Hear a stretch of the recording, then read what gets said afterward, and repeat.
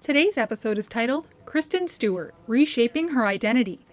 If it's not scary, you kind of have to step back and go. You're probably making this decision because it's right on paper, but unless you get that irking fear, it's not right. Though Kristen Stewart gained widespread recognition for her role in the Twilight Series, she has since actively showcased her newfound voice with her freshly emerging profile. As most of us know, the character Bella that she portrayed in the series was the soft-spoken, submissive girl with no special attributes. The way the character was written, not to her demerit, was relatively one-dimensional. She had some issues with her parents and fitting in at her new school, but ultimately she was painted to be the normal girl that happened to magnetize women, vampire, wolf, and human alike. Since her breakthrough role in this film, starring alongside Robert Pattinson, it seems as if she has rebelled against this identity, peeling back some layers of that innocent wildflower demeanor. Twilight was a hit for teenage girls, and I even know some young adults my age who still watch it and love it. I actually read most of the books myself during my preteen years. I did end up throwing one of the final books across the room because it failed to deliver the type of raunchy sex scene between Bella and Edward that I had been anticipating as a horny adolescent. But that's neither here nor there. Suffice to say, I didn't finish reading the series. It was something personal became not the most personal thing, Yeah. which is awesome because to share that is great, but then at Yeah. the same time, it's like I was 17 or 18 when it all kind of went down, and that's like the most uncomfortable, terrible. Although Kristen had played more troubled characters before this role, she blossomed in the public eye as a result of it, though a significant amount of her other films received high praise from critics. Still, Kristen didn't abandon her roots and appeared in several independent films that premiered at both the Cannes Film Festival and Sundance. So yeah, no, I've been rarely let down by following my gut and sort of being drawn to creative endeavors that just feel right without any explanation. She also starred alongside actors such as Jesse Eisenberg and Dakota Fanning in Adventureland and The Runaways. The Runaways was debatably one of the films that began to publicly showcase her edgier side, as she played the infamous hard rocker, Joan Jett. I remember when I was priming for my first experimentation with women, I would play the song Crimson and Clover on repeat. Really sets the mood. She also starred in Seberg, a 2019 film inspired by the real-life events of Jean Seberg, a French new wave icon. Sporting her shorter, bleached hair look, her newer roles seem to outwardly support her edgier bits.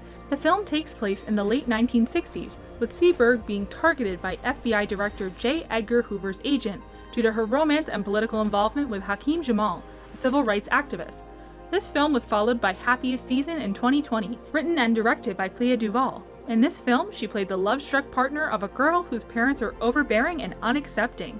She struggles to win them over as her partner hides their relationship. Achievements. You definitely have to be somewhat of a self-involved person to create anything. Most creative people are pretty aware they are a little self-obsessed, but in order to fucking have faith in yourself and make confident work, you have to be a little crazy and believe in yourself to just do it. As Kristen studied into some diverse work as a lead in several independent features, the rewards began to file in.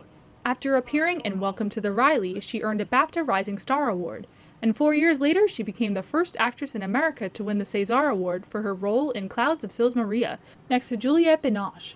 Following these achievements, she also starred in Café Society and Still Alice, co-starring Julianne Moore.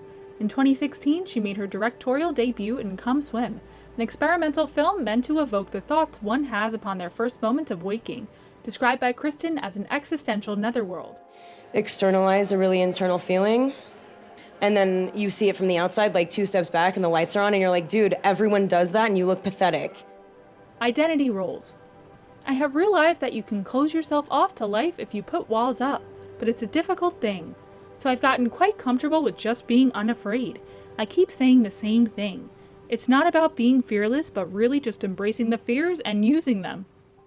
The sort of fervent question that was demanded of me for so long is now ridiculous. That's true. It's a non-starter. But that's a Hollywood thing.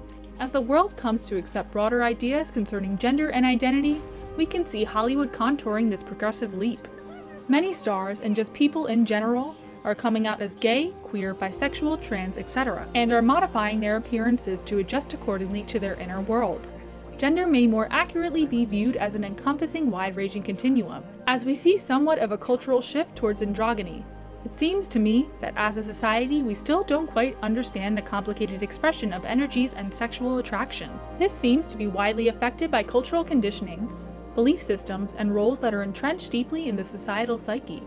Fortunately, activists and other social advocates are pressing for further examination of these behavioral laws set forth by the cultural landscape of our ancestors.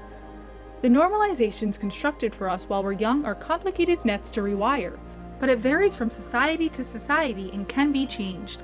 It's more about how you feel and your own internal interpretation of the chemistry you're composed of.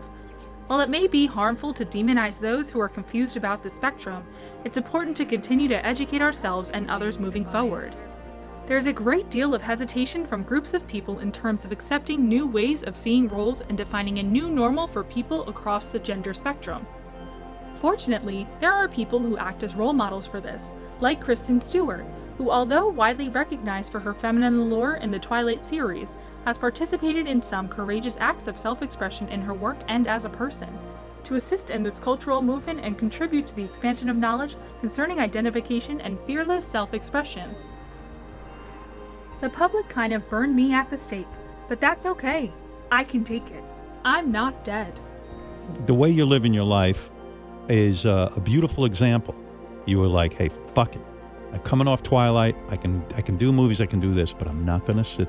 I enjoy holding the person I love's hand in public. Yeah.